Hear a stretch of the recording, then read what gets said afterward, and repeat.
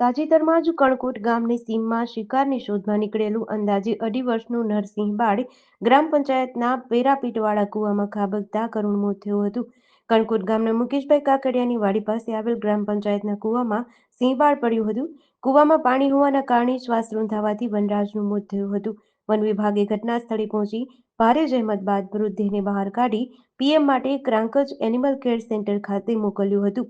પેરાપીટ હોવા છતાં જો સિંહ બાળ ખાબકતું હોય તો શું કૂવાઓને સંપૂર્ણ ઢાંકવા અનિવાર્ય નથી?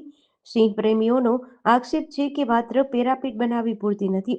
રેવન્યુ વિસ્તારમાં વનરાજની અવરજવર પર વન વિભાગનું નિરીક્ષણ ક્યાંક ઊણું ઉતરી રહ્યું છે.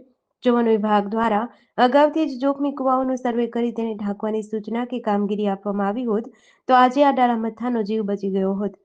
એક તરફ આપણે સિંહોના સંરક્ષણની વાતો કરીએ છીએ તો બીજી તરફ ખુલ્લા કૂવા અને વીજ કરંટ જેવી માનવ સર્જિત બેદરકારીઓ આ કિંમતી વન્ય સંપત્તિનો ભોગ લઈ રહી છે.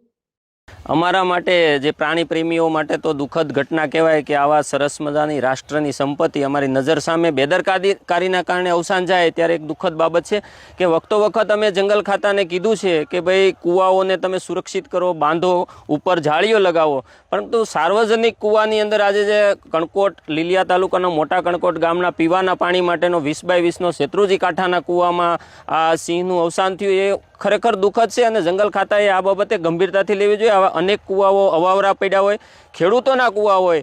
સરકાર જો ખરેખર સિંહોની સુરક્ષા કરવા માગતી હોય તો આ તમામને બાંધી દેવા જોઈએ, જાળીથી સુરક્ષિત કરવા જોઈએ અને માનવ વસવાટ અને સિંહો વચ્ચે વખતો વખત ઘર્ષણ થાય છે તો એના માટે મશાણ આપવા જોઈએ અને જંગલી પ્રાણીઓને પણ સુરક્ષિત કરવા માટે તાત્કાલિક ધોરણે ગ્રાન્ટનો અભાવ બતાવવામાં આવે છે તો આ બજેટની અંદર ગ્રાન્ટનો સમાવેશ કરી અને ખાસ સિંહોની સુરક્ષા માટે કે વૃહદ ગીર એરિયા કહેવાય, પાલીતાણા ટુ શેત્રુંજી વિસ્તારનો અમારો આ જે પટ્ટો છે વૃહદ ગીર છે તો ખરેખર ગીરના સ્વરૂપમાં જો સ્વીકારવામાં આવતું હોય સરકાર તરફથી તો સુરક્ષાના નામે અહીંયા સિંહોની સુરક્ષાના નામે ઘણું બધું ઘટતું છે એ સત્વરે પૂરતું કરવું જોઈએ ને આવા સિંહ બાળના અવસાન બદલ અમને ખરેખર દુઃખ છે અને વખતો વખત લોકોની અને સાર્વજનિક ક્ષેત્રના માણસોની રજૂઆતને ધ્યાને લઈ અને આવા બનાવો ફરી ન બને એ માટે સરકારે આને માટે આગળ વધવું જોઈએ અને કૂવાઓને સુરક્ષિત કરવા જોઈએ. જેડીસી ન્યૂઝ સાથે મૌલિક દોશી, અમરેલી.